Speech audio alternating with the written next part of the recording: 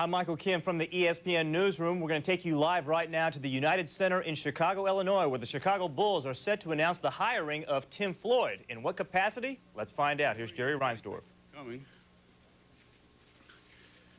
I've said over and over again that I wanted to bring back the players and the coach who won the 1998 championship.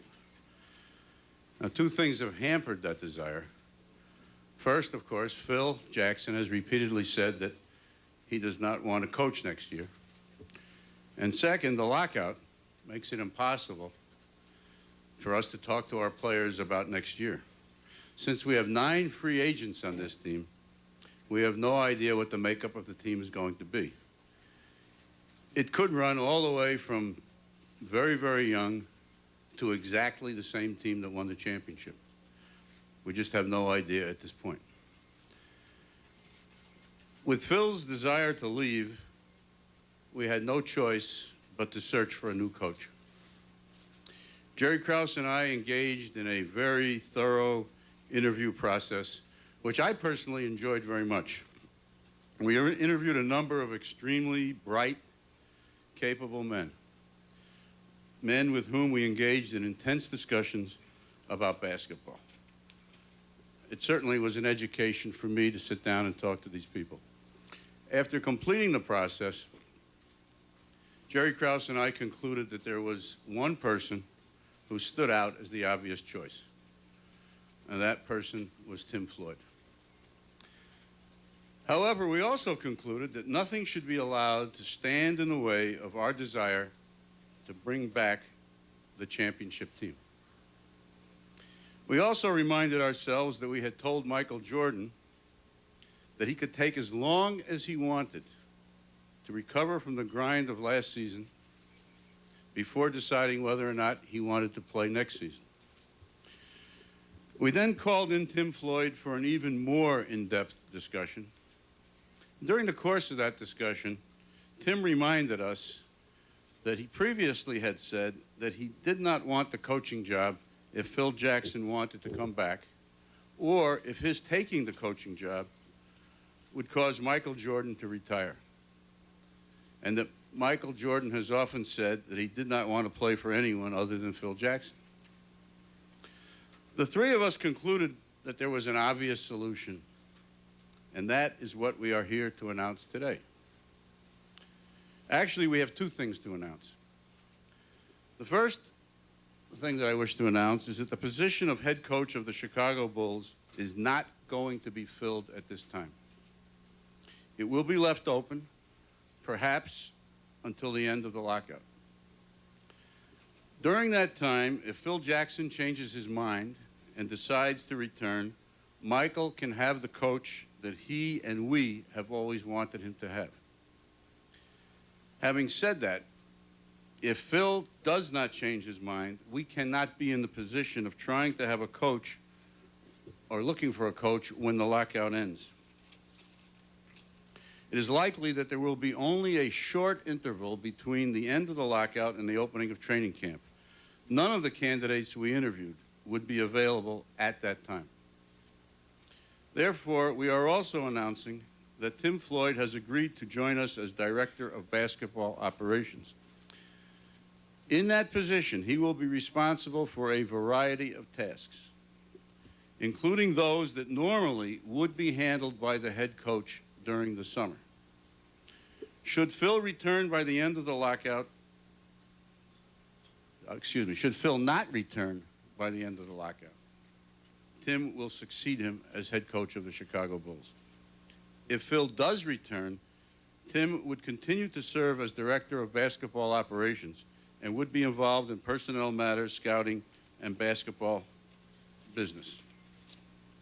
Also, he would succeed Phil as head coach at whatever time in the future Phil decides to step down. This kind of an arrangement was actually discussed with Phil Jackson and agreed to by Phil Jackson last summer when he signed what he said at that time was going to be his last contract. I asked Phil at that time if it would be okay to hire his successor and have him work in the basketball department for a year while preparing to succeed Phil at the end of the 97-98 season. Phil readily agreed as long as the person would be unobtrusive. That is, not on the floor during games or during practices and not on the team plane. Despite Phil's okay, we decided not to do that because we did not want to foreclose Phil's return should he change his mind.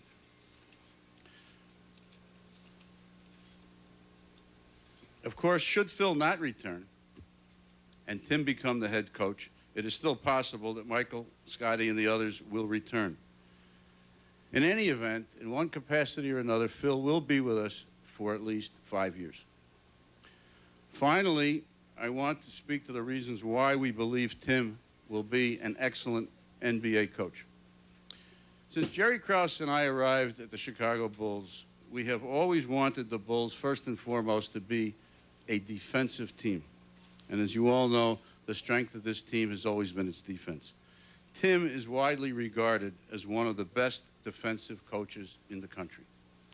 With respect to offense, we want a coach who believes in movement off the ball and movement of the ball. Someone who believes in the offensive teachings of the great Tex Winter. Tim qualifies here also. He possesses the things that a great coach must have: knowledge, character, and leadership. And he has consistently shown as a coach that his teams can beat teams with greater ability. So the substance of what we have announced today is that we are leaving open the option for Phil, Michael, Scotty, and the others to return and defend their championship, while at the same time we are providing a plan to move forward if they choose not to do so. So, ladies and gentlemen, it's my pleasure to introduce the new basketball director of operations and the next head coach of the Chicago Bulls, Tim Floyd.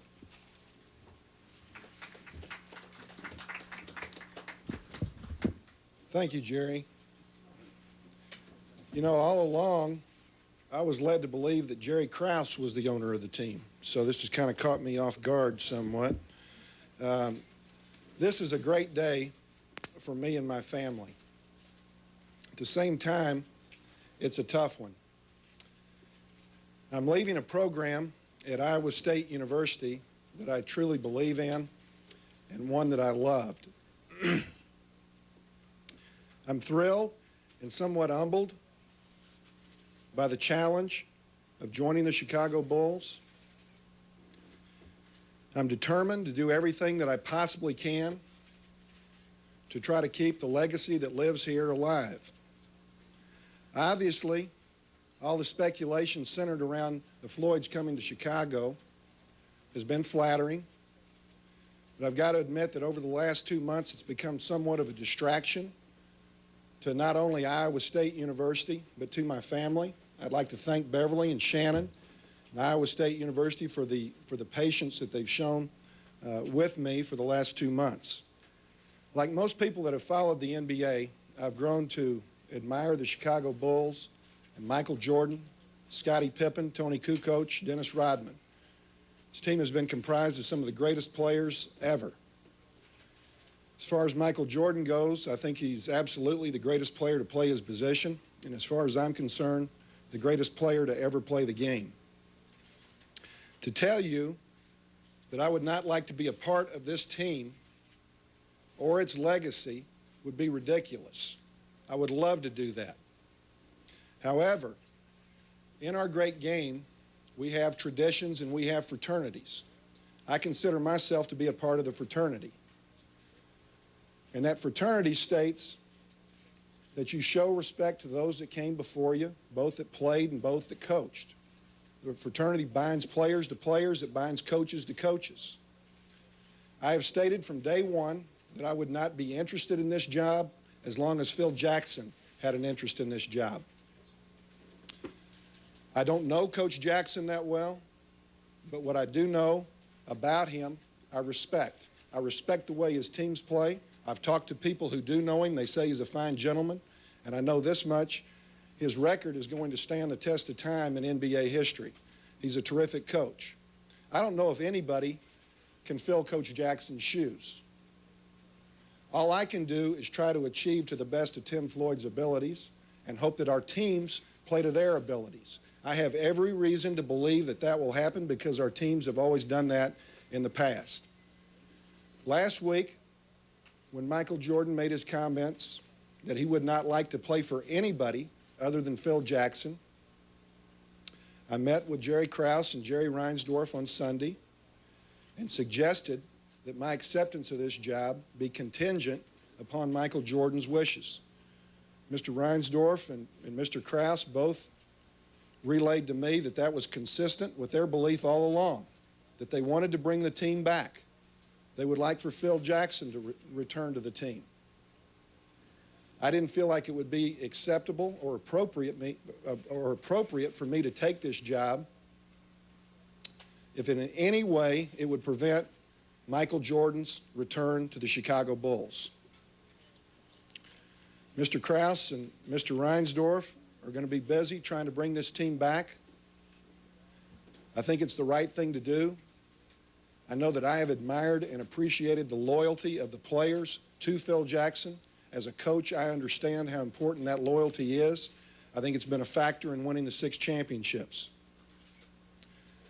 We're in agreement that Michael will get together with Mr. Reinsdorf, if he can get Michael to come back and try to talk Phil Jackson into coming back to join the team. I think that this would be welcomed by the NBA and fans everywhere.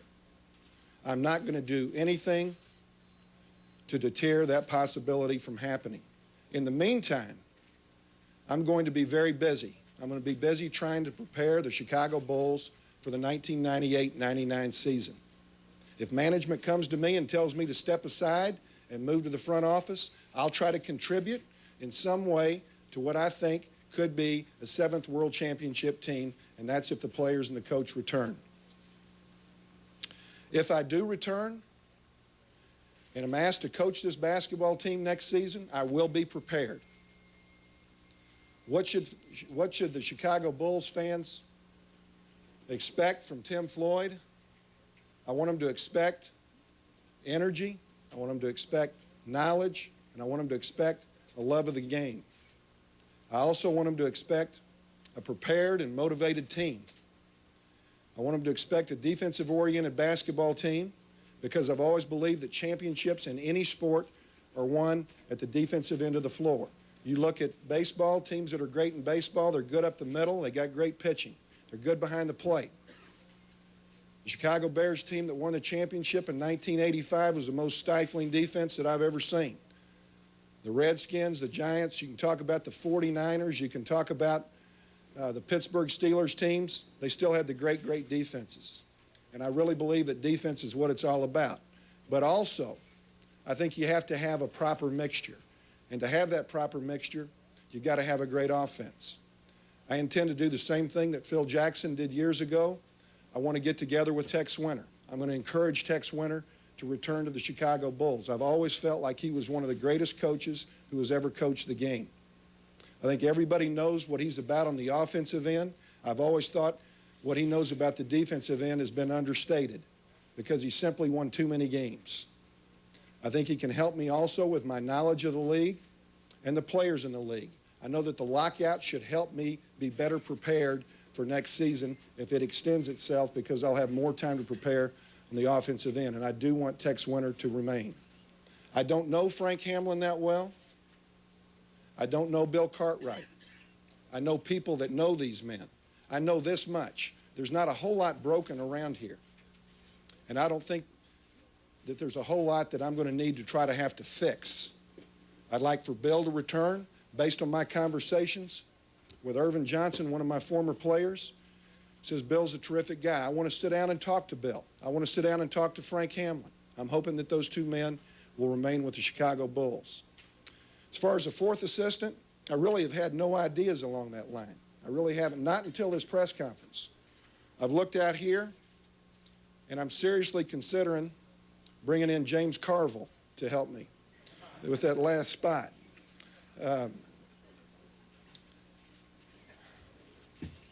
You know, all I can tell our fans is I'm going to do my best.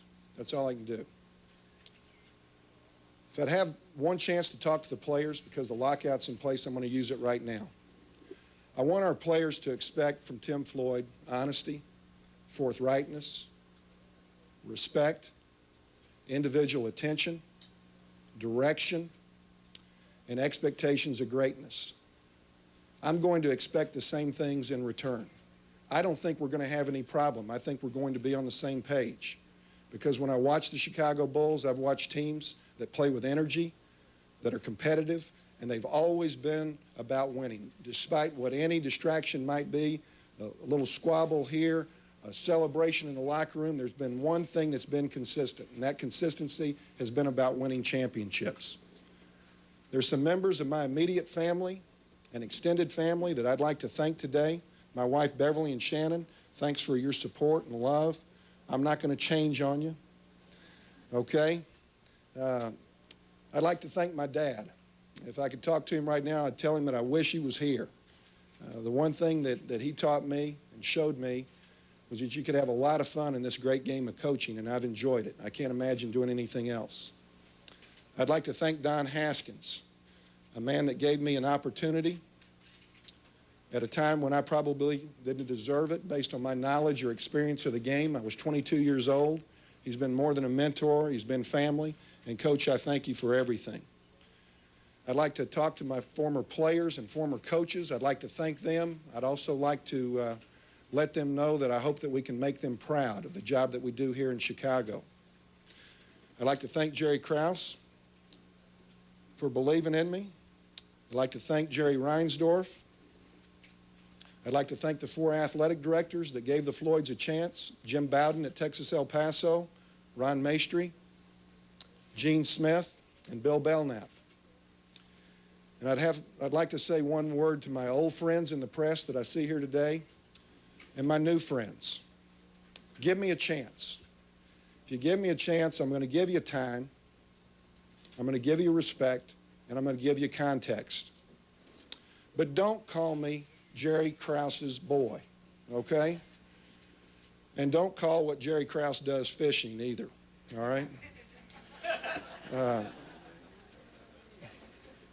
I thought I'd open it up to questions. If you have any questions for me, please feel free. Or Tim, could you come up here and help us?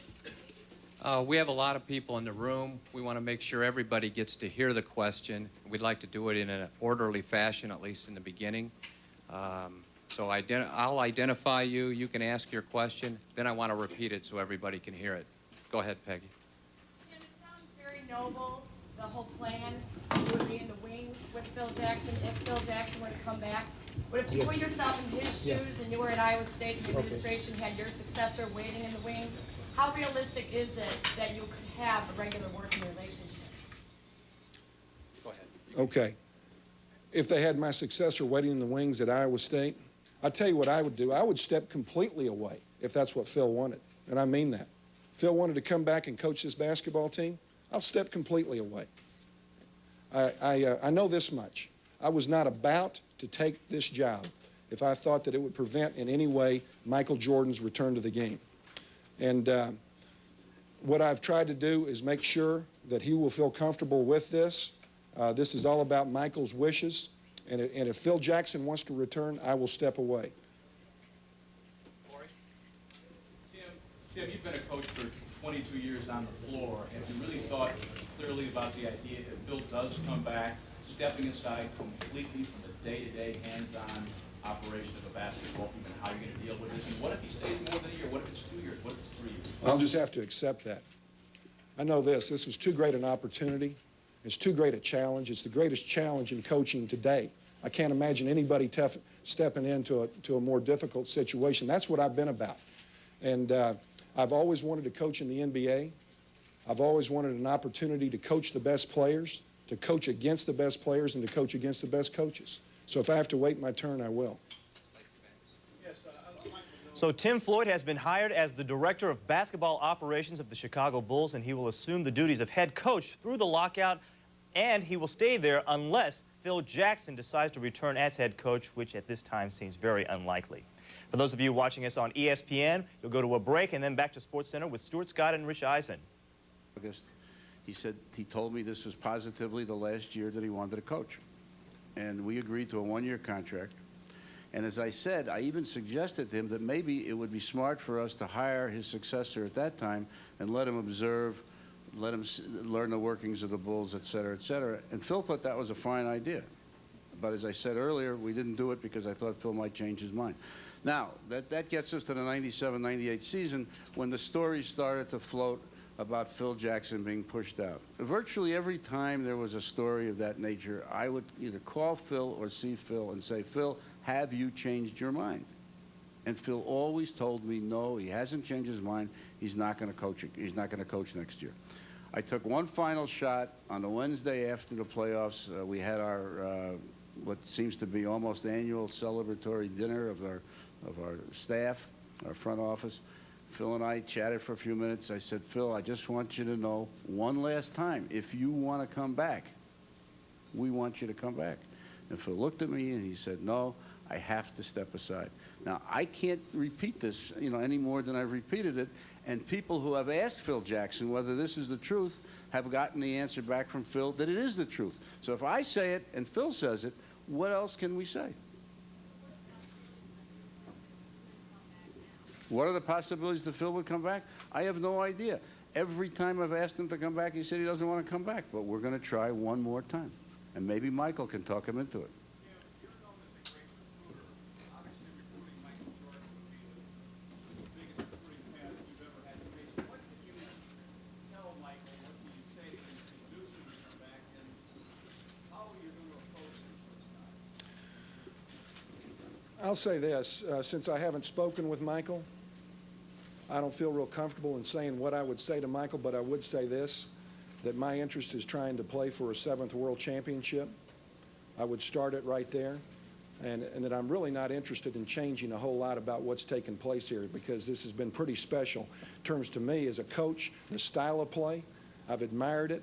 I'd love to have run the triple post at Iowa State, but I never felt like I had the personnel to do it. I came over here and studied it 5-6 years ago. But I'm not interested in changing a whole lot. How can you approach him initially? I mean, obviously, your hands are tied now with the lock. With the lockout, my hands are tied. Tim, possibility of Buzz Peterson was a... Well, you've heard what happened out here this afternoon. Phil Jackson's name has cropped up again as a potential head coach of the Bulls in 98, 99. As of this moment, Tim Floyd is the new director of basketball operations. And what we have here basically is a high-stakes tennis match. The two Jerrys on one side and a doubles match against Michael Jordan and Phil Jackson. And I'll have to tell you right now, I think the two Jerrys have just served up a Pete Sampras-style serve. And at this moment, it might be their advantage because all the emphasis and all the pressure now goes to Michael Jordan and Phil Jackson. That's the story for now from the United Center. We'll be back with much more on the Midday News. This is Dan Roan reporting live. Now back to the studio and Bill and Larry. Yeah, we'll forgive the mixed sports metaphor, Dan. I think you summed it up perfectly. How do you think Floyd came across in his first face-off with the media here? As perfectly as possible. And this continues, and we'll see what happens the rest of the day here, Bill. But I don't think there's any question that he said exactly the right things to the people here. And I think he has been everything to this point, a short 30 minutes or so, but everything that the two Jerrys would want him to be. We did contact Todd Musburger, at least his office. According to his assistants, he's in a meeting, not even watching the press conference. That's Phil Jackson's agent, and is not aware of the offer that is now right on the table in front of him. So we'll hear more. Thank you very much, Dan Roan. Okay, guys. More from Dan tonight. Right. So it is official. Director of Basketball Operations, the new title for Tim Floyd. Stay with us for more live coverage at WGN News at noon. For Bill Weir, I'm Larry Potash. Thank you for joining us. We now join our regularly scheduled program.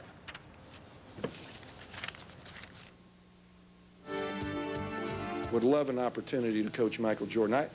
Be honest with you, I haven't seen anything that he can't do. If you were the coach next year and everybody came back, other than the fact that Phil is the coach, would the average person be able to tell you were here? Or would it be exactly the same type of situation? My hope is for it to look exactly the same way. I want it to look exactly the same way. That's how much respect I have for what's occurred around here and for Phil Jackson. Casey? Tim, you mentioned you're trying to bring back Tex Winter and Bill Cartwright, for example. If you were to take over as head coach, what new wrinkles might we see from you? Well, I tell you what, I'm going to try to duplicate what's been going on around here. No two coaches do it exactly the same way. I know one thing that you're going to see as a new wrinkle from me is I can't get up and down on that sideline like I did in the college game. But I know this much about the college game. You only have 26 opportunities a year. And I believe in putting all of your intensity and energy into those 26 opportunities. Tim, speculation all along has been that you would be the next coach of the Bulls. When did you guys start talking about the possibility of doing record basketball operations? Sunday night. I met with Jerry Reinsdorf and Jerry Krause Sunday night, and we talked, and that was the first time that came up, and we were all in agreement that that would be the best way to approach.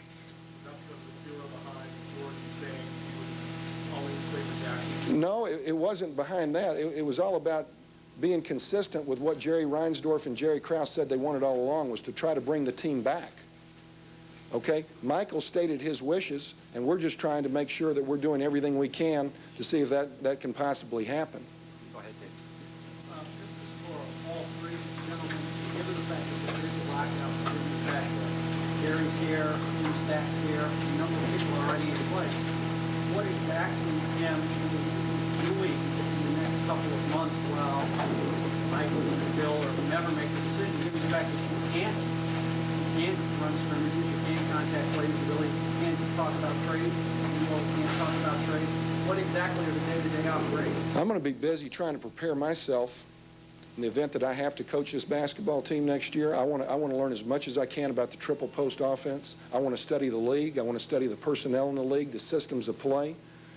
But familiarize myself, become even more familiarized with the rules of the game, the whole thing.